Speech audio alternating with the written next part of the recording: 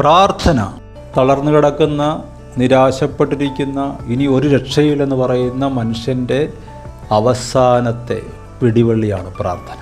അവസാനത്തെ പിടിവള്ളി എന്ന് നമ്മൾ പറയുമ്പോഴും ഓർക്കണം, അതിനേക്കാൾ വലിയ ഒരു സാധ്യതയില്ല.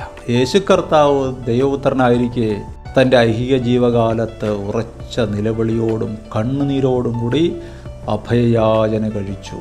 നമ്മുടെ കുടുംബാംഗങ്ങളെ, നമ്മുടെ മക്കളെ നമുക്ക് കൺട്രോൾ ചെയ്യാൻ പറ്റുകയില്ല. പക്ഷേ പ്രാർത്ഥന അവരെ മാറ്റും. നമ്മൾ നിരാശപ്പെട്ടു പോകും.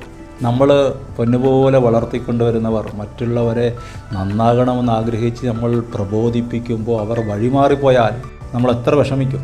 പക്ഷെ വിഷമിക്കേണ്ട, ദൈവമുണ്ട്. പ്രാർത്ഥിക്കുക, നിരാശപ്പെടാതെ പ്രത്യാശയോടെ പ്രാർത്ഥിക്കുക.